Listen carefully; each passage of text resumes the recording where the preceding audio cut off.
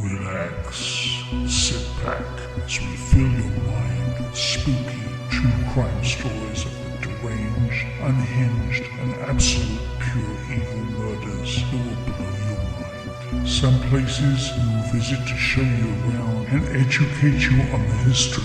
Other times we will bring you to the paranormal because the dead never lie silent for too long. Be the last time anybody sees us alive. I don't know where she has us, but we're gonna get fucking killed. Hello? Gina, there is a beehive over there. Do you see that in the hole? Buckle up, Buttercup. Welcome to 50 States of Madness. Welcome to 50 States of Madness. Hi, welcome everyone. Hello, I'm Gina. I'm Shannon. So Shannon's sorry. on vacation. Yeah, I'm so sorry. Once again, it's another Zoom with Gina because I'm still in Texas. So Yeah. visiting my daughter. Yeah. When are you coming home? Wednesday afternoon. So Okay. So by the time this is up, you'll be home. I'll be home, yes. So it'll be good. And then we can do our usual Friday. So Yeah. Today's a holiday, so I'm off work. yes, I'm so happy I can catch her because Gina's a busy woman. Not really. I'm really not. Ask me what I did Saturday and Sunday. Nothing. Oh, did you? Oh, I did. I laid in bed, literally. Well, I went grocery shopping and I ran like a couple errands, but for the most part, I was in bed all day long and I read 2 books. I Yeah. did I tell you because of Helen, you reminded me of books, but Helen Pfeiffer's books that you read. Mhm. I was gonna bring it with me and I totally left it on top of my bed and I forgot because I just have this Oh, left to finish, right? I don't know how to this much left to finish. But I was sharing with my mom about Helen because my dad and Helen are both from England. So I was talking to my mom about it and she was floored because she says, I've already read all her books. Like every book that so she offers, funny. she goes, I already read them all. And I said, shut up, have you? She goes, yes, I've already read all of them. So I thought that was pretty cool. Yeah. Shout out to She's a Helen. good one, I tell you. She's a good one. I have to share something though, since you're talking about her. So she reached out to me. She messaged me a couple weeks ago, and she does a newsletter for her readers and her fans and stuff like that. And so she was talking about our podcast. And did I already say this? Did I already No. tell you? Oh, Yeah. I was telling somebody, but my 50-year-old brain. Yes. And so she texted me and she said, "Oh my God, I feel like such an idiot." And I said, "Why?" She said, "I was going on and on about your podcast, and then I realized that I was calling it 50 Shades of Madness." So so I so on next month I'm gonna correct it. Oh, I thought it was funny. I that thought is it was really funny. because that was But our thing too, is that you would always oh, call it that. I would in the very beginning. I don't know how many retakes we would have to do in the beginning because I kept saying, "Welcome to 50 Shades of Madness." So, It, it's all because of that book, the yep. scandal. And honestly, like so many people get they get caught up in that and they're like, "Oh, 50 Shades of Madness." Nope. We should do like an AKA or something on our title. Yeah, that's what I tell you. That's what we need to start calling our Patreon episodes. You know 50 what? Shades of Madness After Dark. Let's do it. That's what it is now. And then we're gonna go ghost hunting. That'll be fun. Yes, let's do it. Well, Anyway, what are we talking about? today we are talking about Christie Wilson. I thought it was a very interesting case. It's not a mystery, it's not a whodunit, but the reason why I wanted to bring it up, it's actually case that convicted somebody on no body. Mm, there's very few of those. Yes. And so I thought it was really interesting because we have been mentioning that because we talked a lot about circumstantial evidence in our Mhm. last case. So I just thought it was really interesting.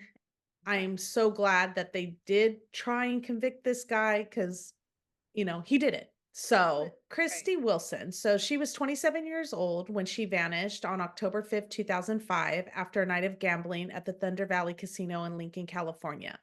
Okay, where's Lincoln, California? It's in Placer County. So it's takes up Okay, outside of, yeah, Sacramento, up around towards Lake Tahoe got area. it. So Okay, that area. I've just never heard of that city before. I hadn't either. So I had Yeah. to look it up too. So Okay. it says it's in Northern California outside of Sacramento and goes all the way up to Lake Tahoe. Okay. So she was the youngest daughter of Debbie Boyd and stepfather Pat, who was a sergeant with the San Jose Police Department.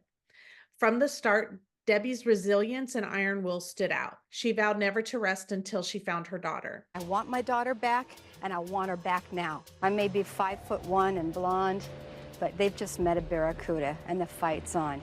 After 15 years of searching, Christie's body was found in August of 2020 in the backyard of the person who was convicted of her murder back in 2006, Mario Garcia. His trial in Placer County's first no body prosecution. It's very, very, very hard to get a conviction with no body.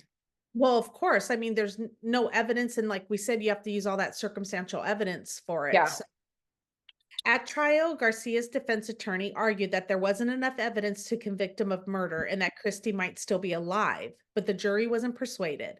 The jury found Mario Garcia guilty of murder. So Debbie described her daughter as driven, organized, goal-oriented, and a good student. Christie had a huge heart, was outgoing, and loved animals. She tried to see the best in people. She was close to her family and friends and kept in contact with them frequently by phone and email. Christie's sister Stacy said that the two of them took kickboxing classes together. So Christie knew how to defend herself and was very aggressive. And her stepfather, Pat, since he was a police officer, he would try to tell her like how to defend herself. So Christie and her best friend, Tiffany, they grew up together in school. Tiffany described their relationship as soul sisters, and they loved doing everything together. She said that Christie had a knack for making her laugh and that even if she's having like the worst day ever, Christie would always be there for her.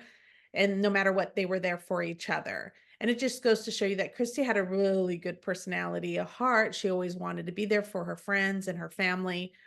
So Christie graduated from Chico State in 2000 with a degree in production, operations management. She held a number of jobs in high-tech industries, a field that did not suit her well.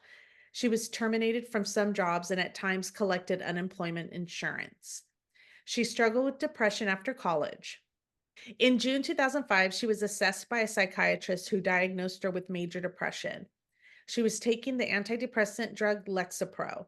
You're like, that Props shit to works. Lexapro. Big advocate over here for it. Right. In September 2005, she ordered a CD and DVD version of a self-help program for depression and anxiety. Christie had an off and on relationship with a guy named Daniel Burlando, who she met at the Cache Creek Casino. It's either Cache or Cache. I think it's cachet. I've never heard of that either, though. Huh. Yeah. I know Northern California, they have a few casinos up there. So Yes. her mother and stepfather and some friends did not approve of the relationship because the two fought a lot. They both had stress over jobs or the lack of jobs, and Christie did not approve of how Daniel lived. In March 2005, they had a physical fight over a cell phone. Daniel called the police and both were arrested. Neither were prosecuted. Daniel had scratch marks on his torso and neck from the fight. However, he says that he loved her and he knows that she loved him and they cared about each other very much. And I'm going to say, like, when you hear stuff like that, you think it's always the boyfriend first, you know? But, Yeah, you do. yeah. So Christie loved to gamble and had a player's card that tracked and played and offered rewards at Thunder Valley Casino. She had a great time when she won, but lost control when she lost. She borrowed money to gamble, and her gambling concerned her boyfriend and family. By the fall of 2005, Wilson was taking steps to improve her life, and her demeanor improved.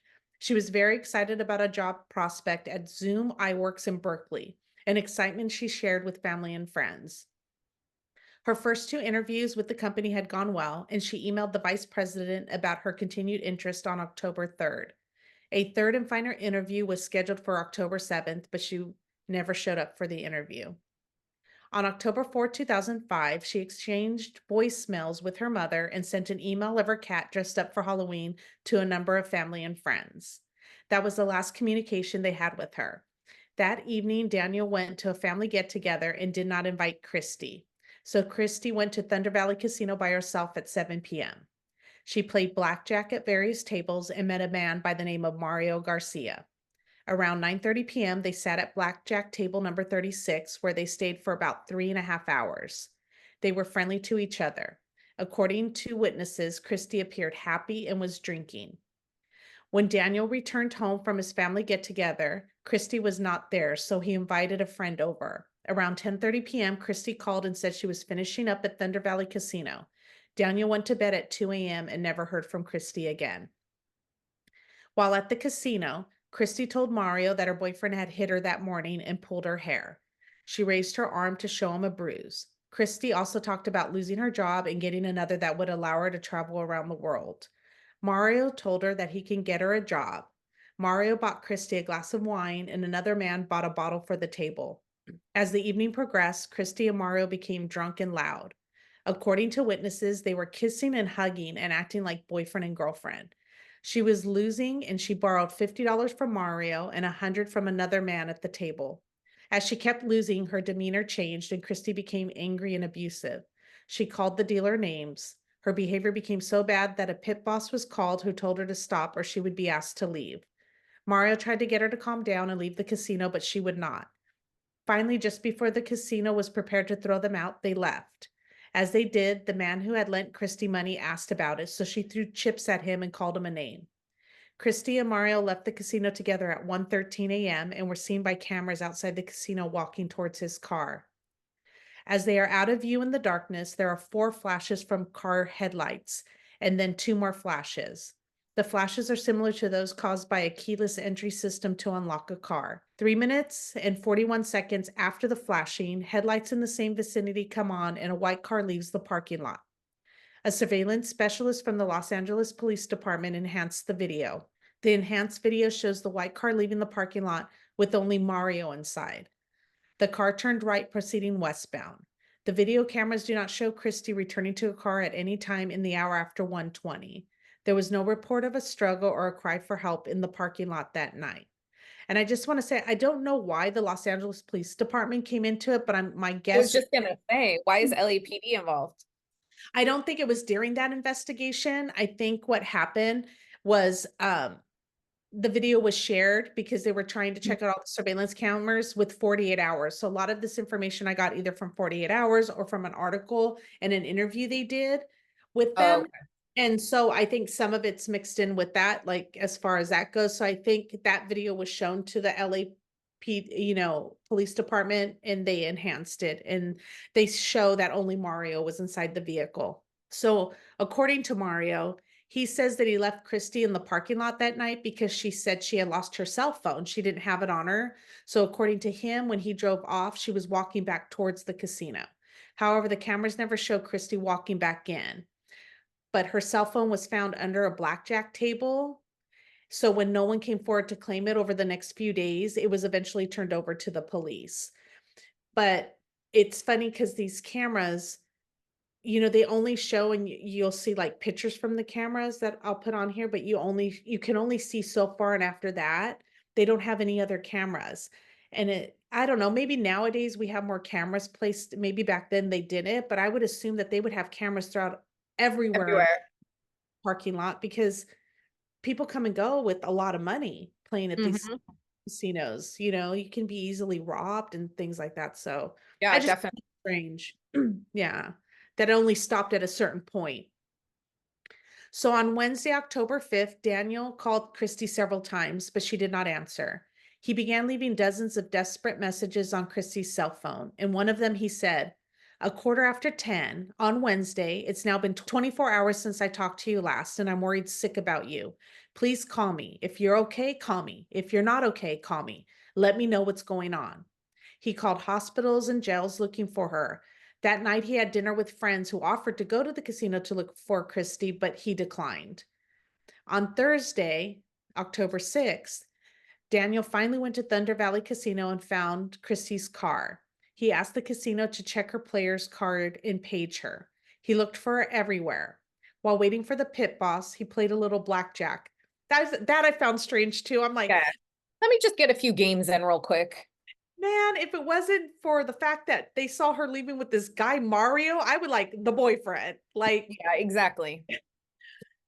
he called Tim Nordoff, a close friend of Christie's, who had not spoken to her since earlier that week.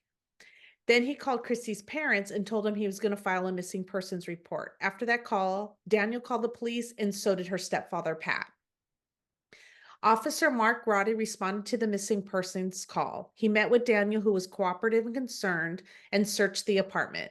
Daniel continued to be cooperative throughout all the follow-up investigations. He allowed the police access to his apartment, computer, phone records. He gave a 2-hour taped interview. Police found a stun gun in Daniel's car because at first they were kind of thinking it was the boyfriend. Yeah, that's usually where the attention always goes, is to the boyfriend, the husband, something like always. I think they were first looking at him until they saw that surveillance Yeah. footage. So after speaking with Daniel, Officer Roddy then went to Thunder Valley Casino and found Christie's car there as well, because Daniel had just left it there. He also contacted the casino surveillance supervisor. Photographs of Christie and Daniel were sent to Thunder Valley Casino to match surveillance tapes. The next morning, there was a neighborhood search put out. They put out a BOLO, that's the be on the lookout for, was issued to 3 neighboring counties. A far more reaching APB, all points bulletin, was issued. This is where I learned, like, kind of, oh, this is what a BOLO's for. This is what an all points bulletin was issued, like when it needs to go further out. And then also they put a flyer, a critical reach bulletin that was sent to other agencies. So she was put in nationwide databases of missing persons, and they also checked there, and there was no hit. Numerous additional searches, both governmental and volunteer, were conducted, some using dogs. No trace of Christie was found. There was no activity on Christie's bank account, no wages paid to her social security card, no data on this. It's called LexisNexis person locator tool. No logon activity or emails sent after October 4th. So it's just like she fell off the face of the earth. So Mario was unlikely a suspect in the beginning. He was married to a woman named Jean, who described her husband as her destiny. She said he was a family man. She always felt good about him. He was always there for her and the kids. If he was not working, he was busy taking the kids out for sports. His son Chris described him as a great dad who would come home and make sure they all sat at the table. They lived in a house on 5 beautiful acres in Auburn, California. Another place I don't know where that's at. I think it's in the same county. Yeah, I mean, yeah, it's funny how I've never heard of these cities before, and I've lived here in California my whole life. California's pretty big though. Yeah, it is. Mario worked as a senior technical project manager at Sutter Health Information Technology. For several years, he was assigned to an electronic ICU project that allowed remote monitoring of several hospitals at one central location. The week of October 3rd through 7th, 2005 was the kickoff of a major upgrade to the project. On Monday, October 3rd, he worked at a site all day. On Tuesday, October 4th, he worked at the data center from 10 a.m. to 5:30 p.m. At 5:25 p.m., he sent his supervisor an email expressing his frustration with a coworker and said he was having some tequila tonight. Mario went to Thunder Valley Casino that night. At 7:51 a.m. the next morning on October 5th, Mario made an outgoing call on his cell phone to his wife. The call was handled by the north sector of the Lone Star cell tower. A Sprint Nextel manager believed, based on the cell tower used, that this call was not made from Mario's residence, but rather from a location to the north. Mario was assigned to be at the data center Wednesday to meet and escort vendors who were making installations for the project. He was expected to be there all day, with the meeting scheduled for 9 a.m. One of the vendors arrived at 9:05, and Mario was not there to let him in, so the vendor called him. Mario told the vendor that he had gotten caught up in an accident and was running late. He arrived shortly after 10 a.m. He had scratches on his face and a burst blood vessel in his eye. As testified by witnesses at the casino, those injuries were not on his face the night before. He explained he was working in his yard with a tractor and a branch caught on the cage. He left work at 11:14 a.m. It was unusual for him to be late for an important meeting and to leave early. He did not check in with his supervisor as he usually did.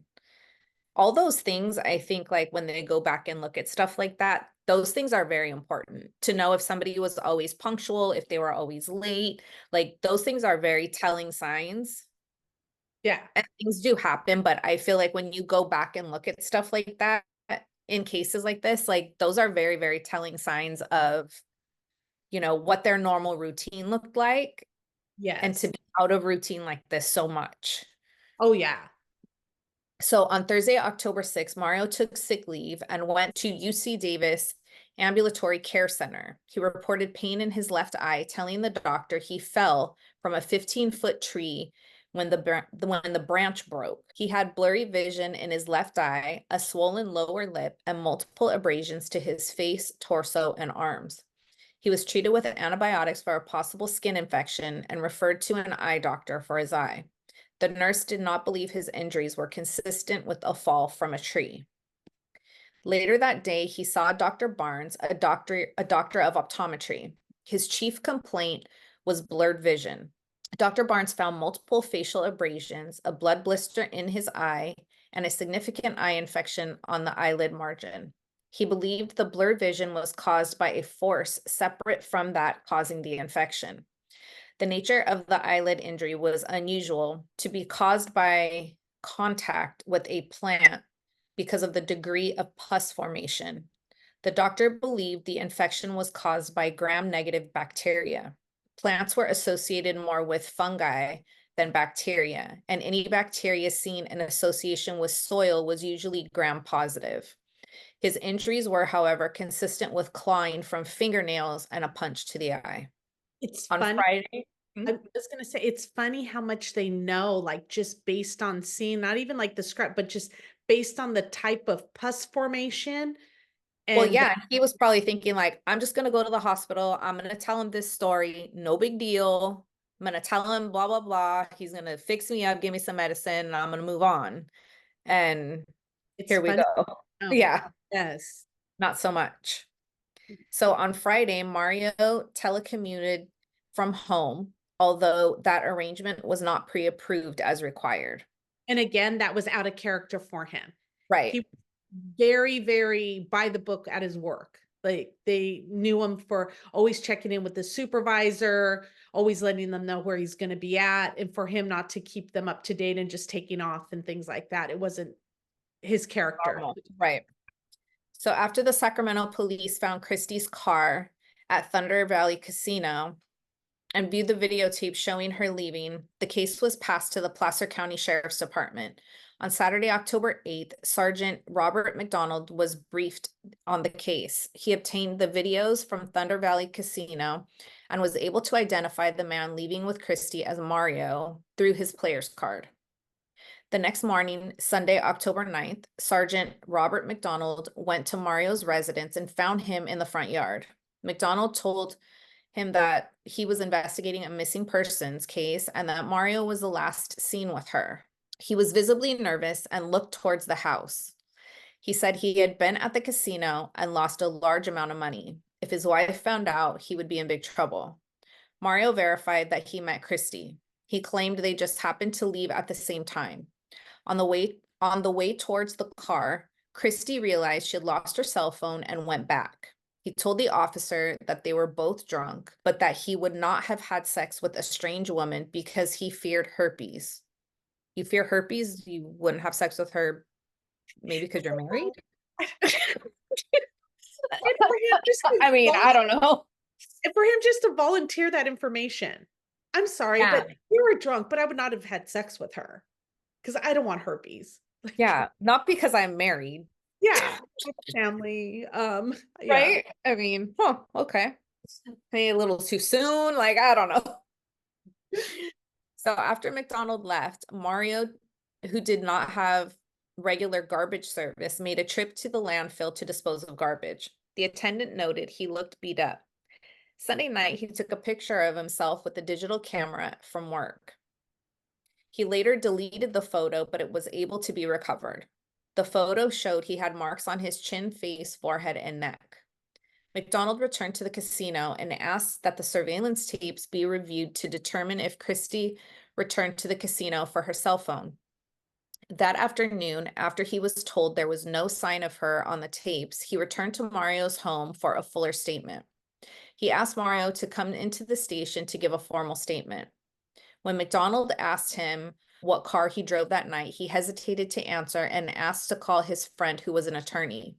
When the attorney friend arrived, he looked at Mario and stated, "Looks like somebody smacked you under the eye." Mario said he had an accident with a tractor and a tree and had poison oak on his face. Wow, this guy's full of stories. And that, see how his story's changing? At first it's Yeah. just a tractor, then Third it was time. out of a tree, and now it's all three. It was an Yeah. tractor, a tree, and poison oak. I'm gonna try them all now. Yeah. McDonald began the interview by telling Mario he was not under arrest, but under suspicion. His statement was voluntary and the door was open. He was free to leave and not under compulsion to do anything. McDonald told him they would check the car for fingerprints, saliva, hair, skin, and body fluids. He encouraged Mario to tell him everything now. McDonald wanted to take a picture of the small black eye that Mario had. Mario's attorney friend said okay, but he refused after confirming that he was not under arrest. McDonald told him his refusal could be used against him. At that point, the interview ended. McDonald attempted to take a picture of Mario, but he held his hands up in front of the camera lens and left the interview room. The next day, on Monday, October 10th, a search warrant was issued for Mario's person, car, and residence. He also made a return visit to the eye doctor. He told the doctor he felt much better and the abrasions on his arms were due to poison oak. He sent an email to work explaining he had poison oak and he worked only half day. That night, he did several Google searches on the computer for the term forensics. The search warrant was served on Tuesday, and Mario requested to work remotely, claiming that he had personal issues that prevented him from coming into the office. At 5:17 p.m., he went to his supervisor. She noticed welts on his forearm covered with a white lotion and that he was growing a beard. Mario's 2004 Toyota Camry, which was sold with a trunk mat and carpet, were searched. The carpet was missing, however. One of Mario's coworkers had seen the carpet in the trunk before. In addition, the car was recently cleaned and the back seat appeared to have been cleaned and vacuumed. Nonetheless, hairs matching Christie's were found in the exterior front passenger door handle, from the trunk area, from the rear passenger floorboard. Stains on the rear seat tested presumptively positive for blood. There were 5 small blood stains. After conducting an experiment, a criminalist determined the stains were consistent with a splatter and could be caused by scratching. The splatter occurred at medium to high velocity when the car door was open. It was consistent with a single event. A swab from the rear interior driver's side door handle was consistent with Christie as the major contributor and defendant as the minor contributor. On Wednesday, Mario telecommuted to work, participating in a morning conference call. He emailed his supervisor explaining he had problems due to being in the wrong place at the wrong time and had retained an attorney. Mario's telecommuting was formally approved. He returned to the medical clinic complaining of poison oak. That day, he performed several Google searches using the term toxicology and valley. He visited a webpage for 23 seconds, which discussed rave dating drug screens. The webpage listed a number of rave date drugs and indicated that urine was the preferred matrix for this toxicology panel. I was going to say, do you see what he's doing? Like, I'm thinking gave her a day rape drug at that point. That's probably why she was acting strange at the casino. Of course.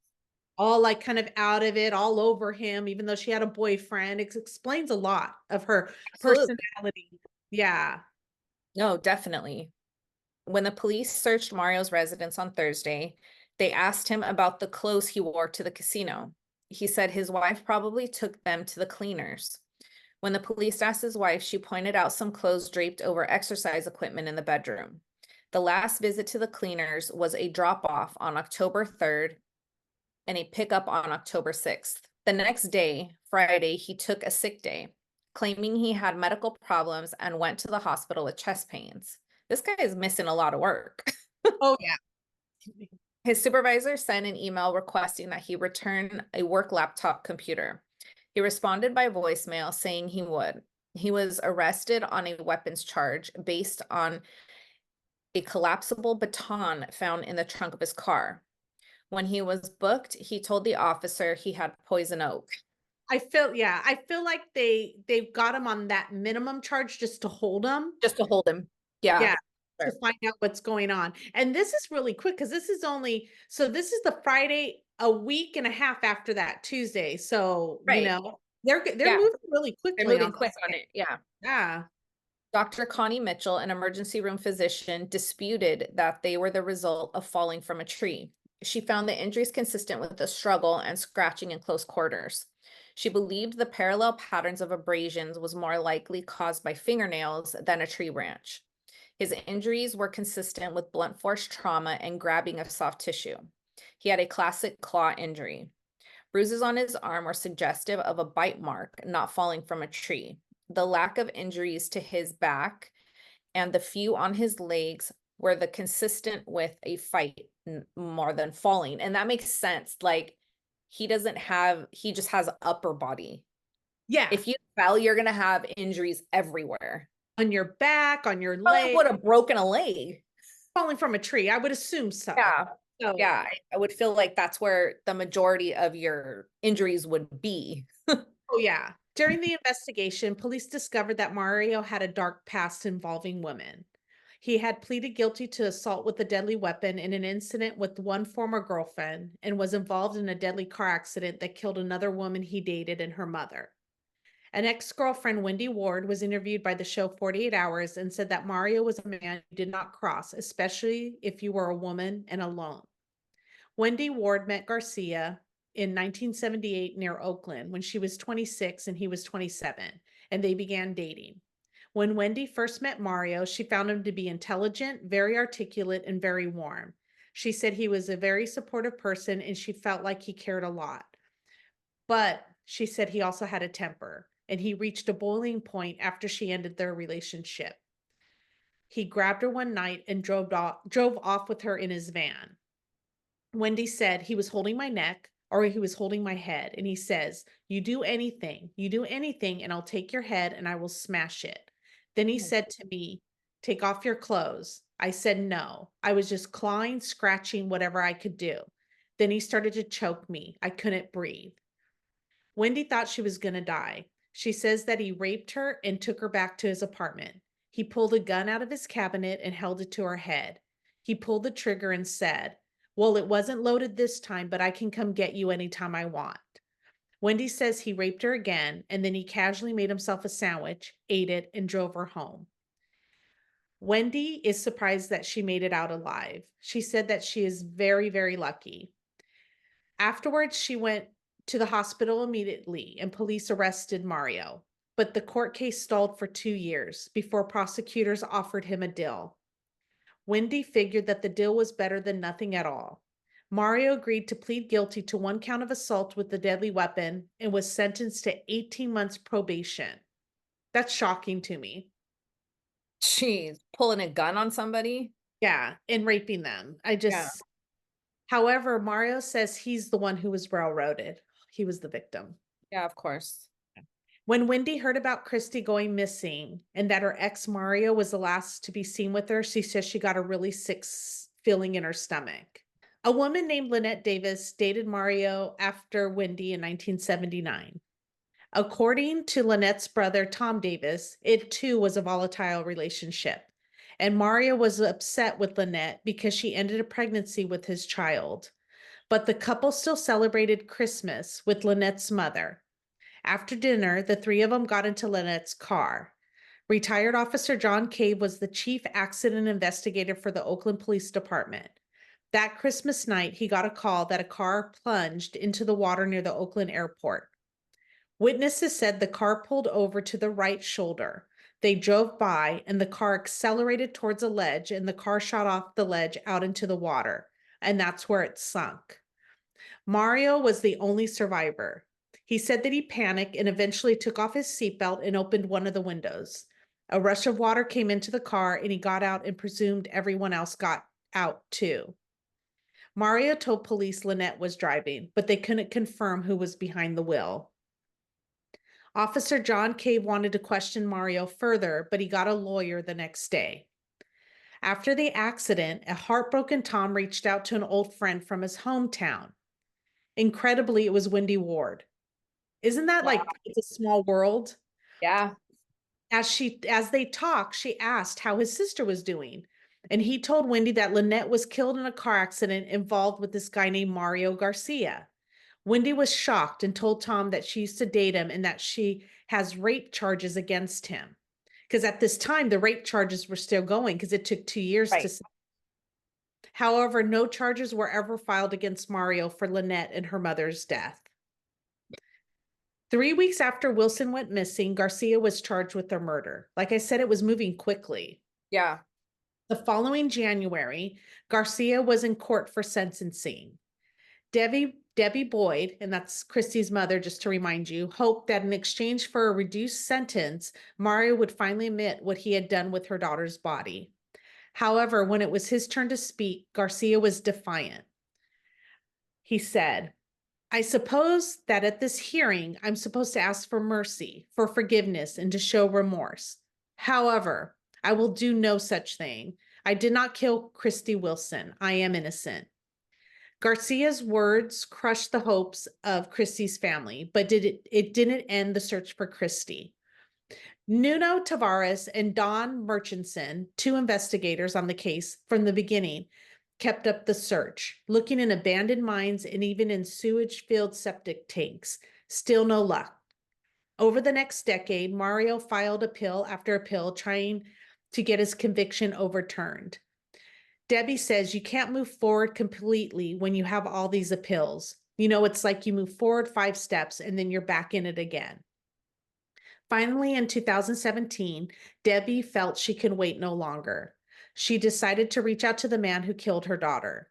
She referred to Mario as a lost soul and hinted she would sit down and talk with him. "I wanted Christie back so bad that I thought, you know what, let's see how far this goes." Debbie's appeal worked. Mario began writing to both her and Placer County officials. While he never admitted he murdered her daughter, Mario apologized to Boyd. In one message, he even hinted that he was willing to trade information for an early release from prison. "I would give anything if I can go home to die surrounded by my family," he wrote. It seemed like Mario was willing to finally give Debbie what she prayed for, but ultimately she decided not to pursue it. She wouldn't deal with the devil. "I was sitting there thinking, what on earth are you doing, Debbie? Get a grip. It would be such a disgrace. He will not use my daughter's body as a bargaining chip." That's when Nuno and Don doubled down on their efforts to find her daughter. They found Mario's sons and asked them for any details they can remember that might lead to a discovery. Based on those conversations, in August 2020, Nuno and Don decided to go back and search the property around the home where Mario and his family lived before his conviction. With experts using ground-penetrating radar equipment, they carefully scanned 5 acres and found several possible places to dig. On the third try, just 100 yards from Mario's home, they found a bone and they tested it, and it was a human bone, and they would later confirm it was Christie's. They were ultimately able to recover nearly her entire skeleton. An autopsy later revealed Christie had a broken nose and hand, but the exact cause of her death could not be determined. In 2005, Christie left her mark on Mario that helped to convict him, and 15 years later, her bones ended all doubt. Mario Garcia was her killer. He died on December 24th, 2020 of pneumonia without ever admitting guilt, even though and he died after they found her body in August of 2020. Right. So, and I keep going back to think like the little important details about how the officer found him outside in the yard when he went there, how he looked back towards the house. Towards the house. And he said, "Oh, it's because of my wife." But I'm thinking it had more to do with that because More, that's yeah. probably a freshly dug grave. If the officer course. had walked around the property, he probably Yeah. would have seen a freshly dug grave there. and Yeah. found her a lot sooner. But and then that call he made that wasn't necessarily made at his house, but north of his home. Yep. Oh, those little things that, you know, kind of little things that you see that built this case against him with circumstantial evidence. Yeah. And her body's eventually found and recovered from the property. You know, and I'm really curious at what those conversations were. And I'm sure it's probably out there somewhere, the conversations that he had with the sons to lead him to that area. Right. I wonder Right. what, It's crazy that like 15 years later, yeah. they, and I just always think of like the family in this time span, you're just left with no answers. And that the mom's having to like have those thoughts of like, do I talk to him? Do I have a conversation with him? What do I think is going to come of it? Because you don't know. No. You really don't. That's Yeah. just a chance that you have to either take or not take. But it's, that's a long time to have to be dealing with all of that and really having no answers. Oh yeah, for sure. But I'm glad they did. There's like thousands and thousands of women out there that we still don't know what's happened to them, where they're at. So, I mean, I'm really, really happy that they did get closure and they did find answers. Unfortunately, it's not what they wanted. You know, you really hope Right. that somebody is really out there walking around, but you knew from the beginning, based on, you know, the scratches on his face, he was the last one to see her. She never walked back like he said she did. So it just all that added up and you just knew that she was missing. But I'm so happy that you guys are still tuning in and watching. And I like to thank Yes. everybody out there who subscribed, you know, to our channel. And if you watched this and you liked it, please don't forget to subscribe. It really helps us out a lot to keep this going. Yes. And welcome to all of our new subscribers. We've had so many new subscribers lately. We've had a lot of people reaching out to us on social media. So thank you so much for that. I promise you I'm doing my best to get back. Yeah, I'm not ignoring you guys. I see everything. So please know absolutely. that I'm definitely trying to get back to everybody.